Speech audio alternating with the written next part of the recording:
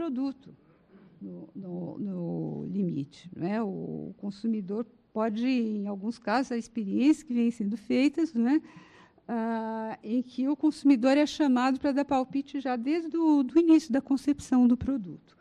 Então, pode não entrar também dessa maneira. Mas o fato é que se passa a ter um foco no consumidor, no cliente, na satisfação do cliente.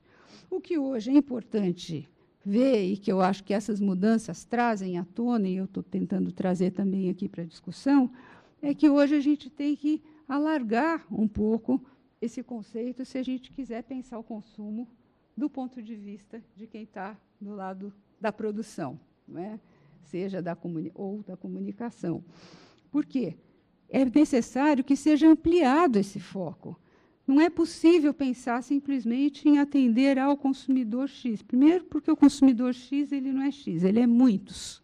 Ele pode vestir vários chapéus, né, como diriam os americanos, né? Ele assume vários papéis, e ele pode, portanto, ele tem uma série de padrões de julgamento, de avaliação daquilo que as empresas podem oferecer, que não é simplesmente se ele acha bonito o produto ou funcional, ou não nocivo para a saúde dele, né? Segundo, o consumidor é um stakeholder hoje, mas ele não é o único, porque e isso é que é muito importante para o marketing e para a comunicação hoje. Quer dizer, existem, quando se fala, a teoria dos stakeholders é uma coisa que já é antiga, ninguém localiza exatamente como ela foi se constituindo aos poucos, mas a ideia de que uma empresa ela tem que dar conta, né, das pessoas, grupos que são afetadas pelo que ela faz ou que podem afetar o que a empresa está fazendo. Esses são os stakeholders. Alguns são mais óbvios, são conhecidos como stakeholders primários, que é o consumidor, os funcionários, não é?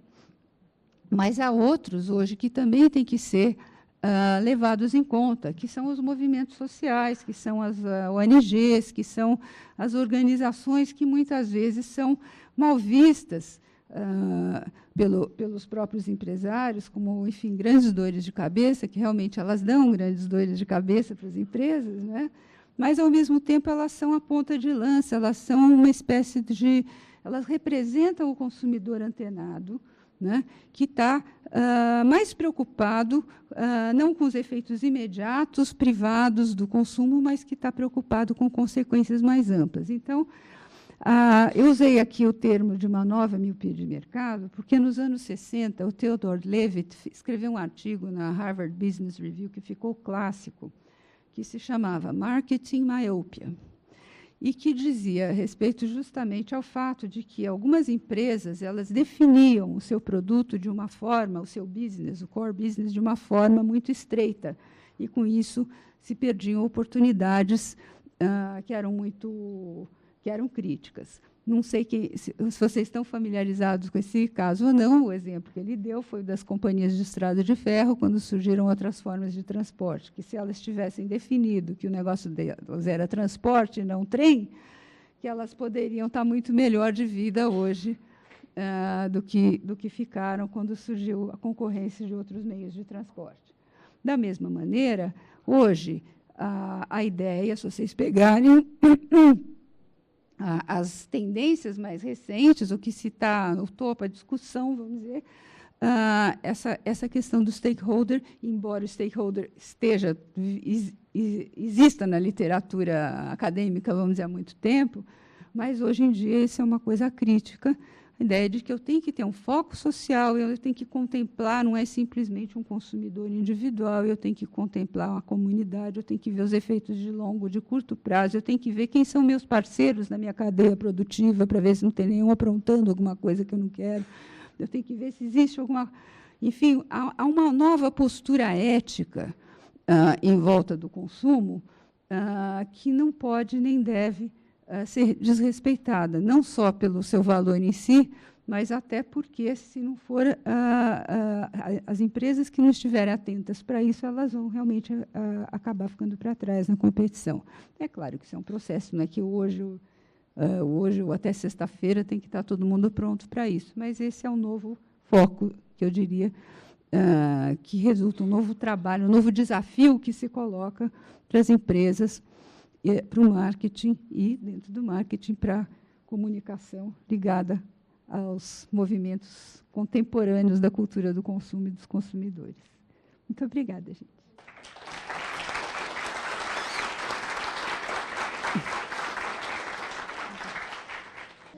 Obrigada, Gisela. A gente agora recebe as questões.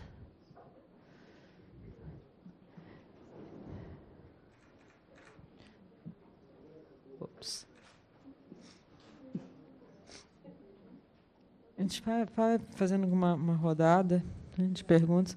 Só não posso deixar de comentar que eu fico muito feliz que a primeira exposição da parte da tarde trabalhe com dois imaginários sociais articulados ao consumo que me parecem decisivos, que a gente partiu da estética, do luxo, até a política, né? Então, realmente, são focos. Estética e ética são dois imaginários centrais para a gente pensar o consumo, sem dúvida.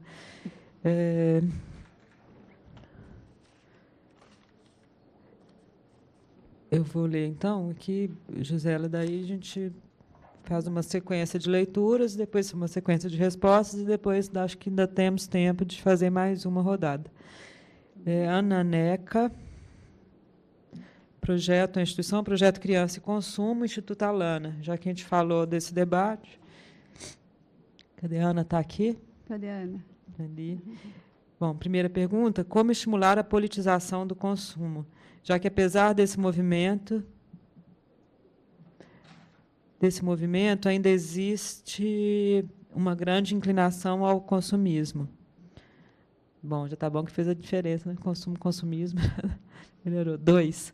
Como a academia enxerga o consumismo hiperestimulado pela publicidade, especialmente no que se refere ao público infantil? Daniel, Portugal, SPM. Você mencionou o pobre, que é... Que é isso aqui, Daniel? Está difícil. O pobre que é... Discriminado pelo modo como... Que vergonha, me orientando com uma letra tão feia. É que ele fez, coisa, ele né? ia ser médico. Ele ia ser médico, exatamente. Pelo modo como se veste, ou seja, pelo seu, entre aspas, estilo, embora ele não tivesse como escolher outro. Queria saber como você vê o estilo como forma de constituição de si, como uma arte da existência, como diz Foucault. Será que no consumo, ética e estética não se aproximam? Isso também no consumo político, como consumo sustentável, que vira um estilo de vida? Clarice Setchon, também da SPM. Na lógica / sociedade de consumo, ainda há necessidades ou são apenas desejos exasperados? O que devo dizer aos meus alunos sobre o envelhecimento da pirâmide de Maslow, ainda ensinada nos primeiros semestres da graduação? Posso falar? Bom, várias coisas aqui, são perguntas muito interessantes, obrigada por elas. Quem que é? A Ana está aqui, né?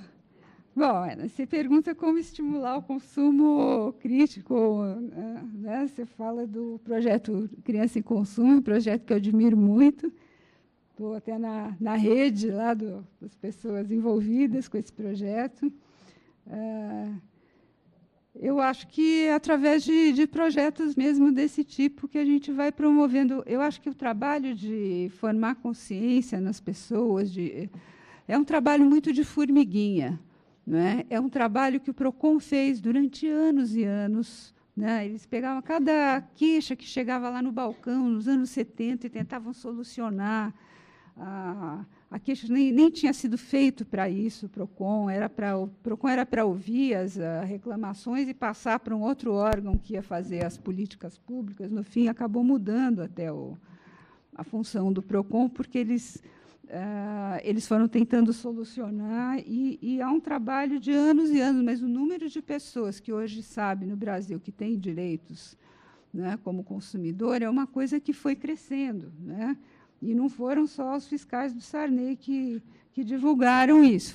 Isso também foi um momento importante, mas tem um trabalho, acho que, de formiguinha aí, que não tem. É a sociedade civil mesmo, são as pessoas que se dão, somos nós, né? Somos que temos uma percepção mais crítica das coisas e que podemos fazer a diferença nisso.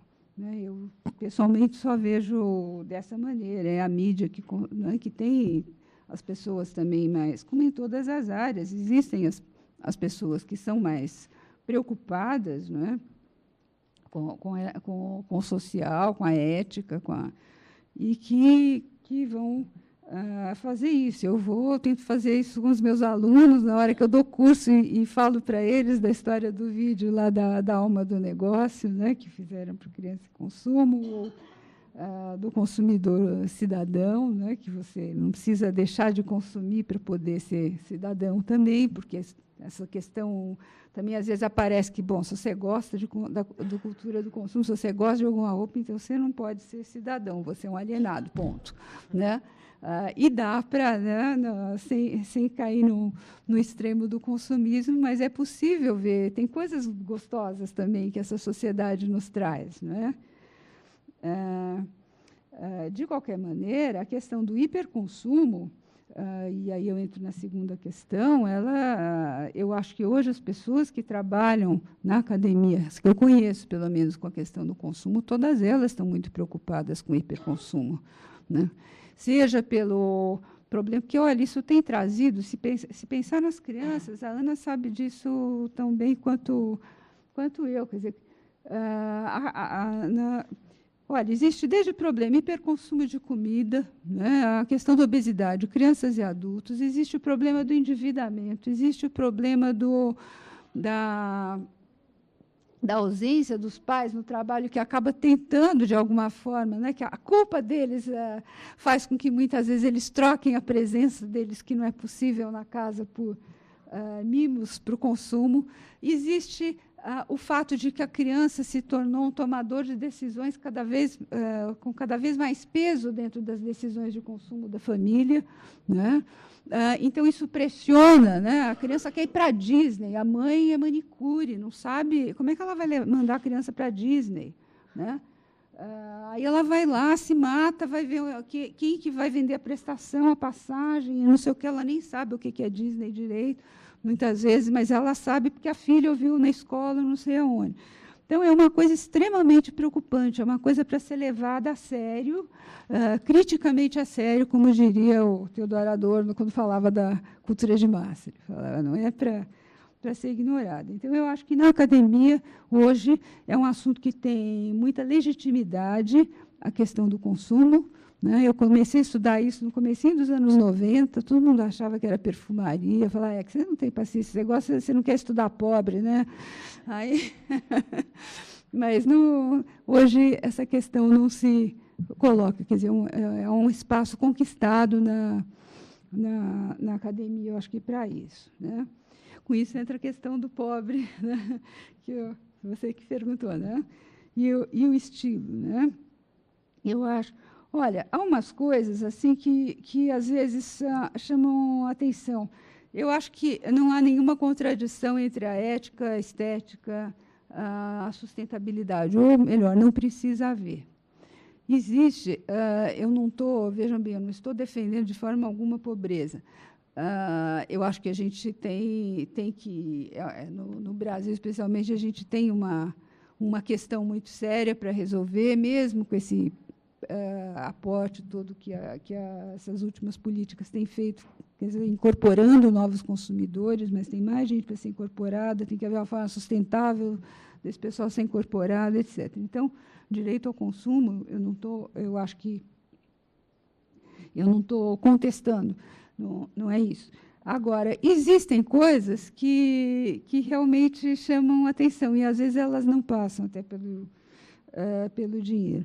Eu posso ter coisas bonitas e sustentáveis, Eu posso ter coisas éticas e serem estéticas também. E eu posso até, às vezes, e isso aparece, isso não passa necessariamente, ou não passa sempre pelo dinheiro. Uma das coisas que mais me chamou a atenção, uma vez, foi um relato, eu tenho uma cunhada, minha ex-cunhada até, mas eu continuo me dando muito bem com ela, que é arquiteta, especialista em habitação popular. E ela andou uma época fazendo pesquisa sobre o pessoal que é homeless, né, um sem-teto. E ela ia tirando as fotos, tudo. Aí um dia ela me mostrou uma foto que era assim, era uma casa feita assim, absolutamente improvisada, tipo casa embaixo da ponte, em algum cantinho. Mas, apesar de ser um espaço, né, absolutamente improvisado, evidentemente, de alguém sem recursos para ter sua própria casa, tinha umas flores ali. Tinha um vaso com flores e que dava uma cara de casa e de acolhedor, vamos dizer, para aquele ambiente. Então, foi uma coisa que chamou muito a atenção, quer dizer, às vezes a gente tem uma necessidade estética que, às vezes, no auge da miséria, ela continua presente. Então, elas estão aí e não há por que não atender uma necessidade estética. Existe possibilidade de atender isso de forma sustentável. Claro que, no caso dessa foto, né, a dona dessa casa poderia estar muito melhor com essas flores numa casa decente do que num cantinho ali, como foi o caso dela. Mas, de qualquer maneira, eu acho que hoje existe uma consciência mais clara, talvez nessa década que a gente está vendo, essa virada aí do ano 2010 aí que está virando, eu acho que é uma consciência em prol da convergência, justamente, dessas coisas. Eu queria até dizer uma coisa, quer dizer, tem convergência entre os movimentos, mas tem divergência também, porque o número de organizações também que estão pululando, né, no mundo faz com que, muitas vezes, fique mais complicado de operar todo mundo junto, né? Então, tem as duas coisas, mas eu acho que é uma convergência de propósitos, pelo menos de princípios, e aproximação nessa linha. Não sei se com isso eu respondo um pouco a sua questão. E, finalmente, se há necessidades ou desejos, e o que a gente faz com a pirâmide de Maslow, eu também vivo... eu me pergunto há muitos anos, né, para que serve aquela pirâmide, né? A gente tem todos os dias, né? Eu acho que ela tem um mérito no sentido de mostrar que existem vários tipos de necessidade, né? Agora, é só a gente sair aqui na rua, na primeira esquina, a gente vai ver que a necessidade estética, a necessidade de status, essa coisa da identidade, isso vai superar muito. Só pegar as estatísticas do IBGE, a gente vai ver o número de pessoas que têm uma série de itens de consumo durável na casa, mas também não tem água filtrada na casa. Então, quer dizer, há uma inversão, muitas vezes, do que acontece nessa pirâmide, que é muito grande. Eu não sei onde que está a pessoa que fez... está ali, estou te procurando. Então, eu acho que a pirâmide, realmente, ela é importante para mostrar que há necessidades sociais, há necessidades materiais básicas, mas eu também queria lembrar que até o Marx mostra que era tão preocupado com a questão das necessidades, da dignidade, enfim, das classes populares, etc., que ele mesmo mostra que o conceito de necessidade tem um elemento moral